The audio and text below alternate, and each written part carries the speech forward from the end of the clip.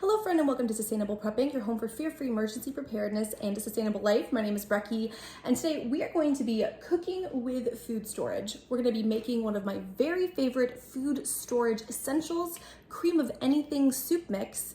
And I'm going to be showing you how you can do it from all stuff that you should be keeping in a pantry or in a dedicated midterm food storage. If you're new here, I want to say a great big welcome. Glad you found my slice of the internet. Glad you're joining me for another Vlogmas video. We are having so much fun.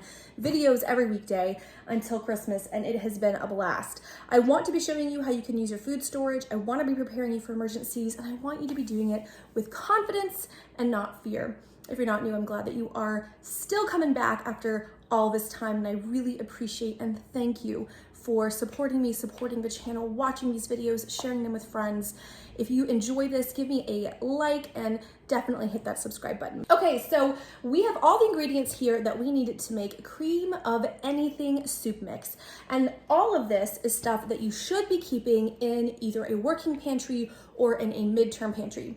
If you don't know what those are, I will leave a link above and below so you can look at how I do a 3-tier pantry system. But basically your working pantry is everything you use every day, including your fridge and freezers. This is all the stuff you're using all the time.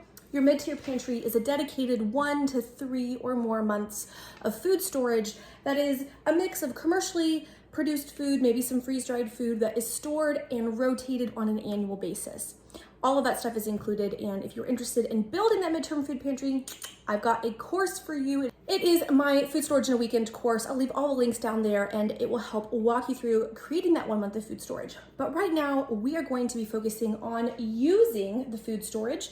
This food storage is going to be creating cream of anything soup mix. I love a good cream of anything soup mix because once you get the base, which is only 3 ingredients, you can then tailor the flavors to be whatever it is your family needs or desires. You can change it up every time based on what you have on hand. And then you have a mix that is available for you every time you get in the kitchen to cook. This is also great because these are all things that you should have in your food storage, and so you can tailor it based on what you have rather than creating a precise recipe. So here's the basics. We're going to need milk, and for the amount that I am doing today, we're going to use 2 cups, but I have non-fat dry milk. If you chose to use fat milk, whole milk, it will have a shorter shelf life. This will give you about a 1-year shelf life. Full fat milk will give you 3 to 6 months, depending upon how warm your kitchen is, okay? So I'm using non-fat milk. Then you're gonna need cornstarch. You're going to need about 2/3 of a cup of cornstarch, and don't worry about writing all this down. I will have all the ingredients and the measurements that I use down in the description so you can find it there. But I'm using cornstarch. Go get non-GMO. I was in a rush and this is all they had. But we're gonna be using up the cornstarch. And then you need a bouillon base. Now, if you're super awesome and you can freeze dry or dehydrate your own broth into bouillon, go you. I don't happen to have that. I'm gonna be using this broth base. This happens to be beef. This works great with chicken. I think actually in some ways chicken might be a little bit better, but beef works just fine. Vegetable works fine. If you're a vegetarian and you don't want a beef broth, a chicken broth, that's fine. Use a vegetable bouillon. But you do need bouillon. So your 3 essential ingredients are the milk, the bouillon, and the cornstarch. So you wanna have these 3 as your main. Then you can choose your add-ins. So usually I used freeze-dried or dehydrated minced onion. I am out right now, and I really don't want to open a brand new can from my extended pantry. Frankly, I just didn't feel like going down to my garage and getting that minced onion. So I will actually be subbing in garlic powder, and I am going to be using about a scant tablespoon of garlic powder, a scant tablespoon of parsley, and a scant tablespoon of basil. Those are going to be my mix-ins, but you could use thyme. You could use a little bit of rosemary, like a half a tablespoon of rosemary. You can use, like I said, onion. You can use garlic. So there's a lot of different flavor profiles that you could do, or you could do none of these and just have it be this base right here, and it would work just fine. Okay, this is my classic ball jar. I love this. I have a collection of the blue ones that I got from my parents, actually. Wouldn't use this for pressure canning or water bath canning, but great for dry food storage. This is from my working pantry, and I needed to start using it. And I'm gonna be putting in 2 cups of dry milk powder right here into this can.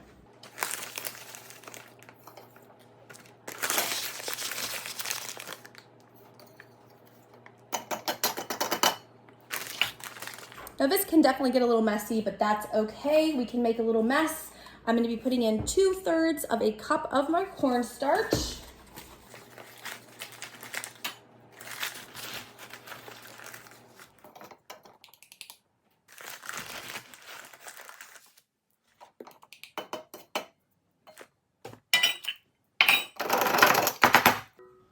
We're going to do 1/3 of a cup of bouillon. If you don't like bouillon as much, or you have a really strong bouillon, you could even do 1/4 of a cup. This is where you get to experiment and decide for yourself what you like and what your family likes.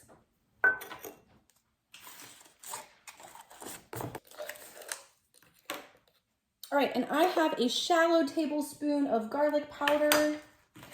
You could even get away with 1/2 tablespoon or a whole. Again, make it, see how much flavor you like. I tend to go with slightly less so I can always add more.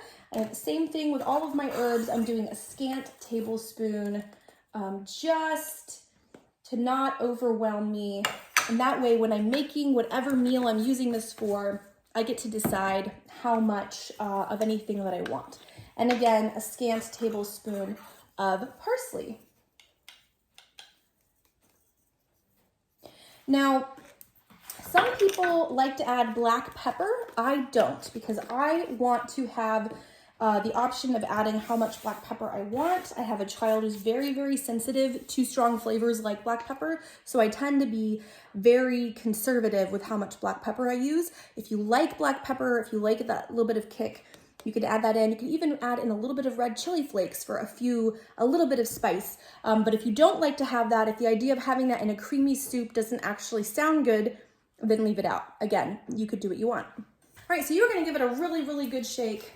We don't wanna have clumps because we want to be able to get in and get a nice, even mix for when we are putting this into a soup, a casserole, or whatever we might be using this mix for.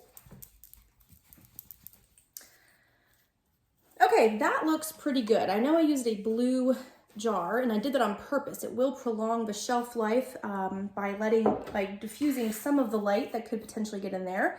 Okay, and the way that you can use this, if you want to replace one of those cans of hyper condensed soup, is you're gonna take 1/3 cup, all right, so this much, okay?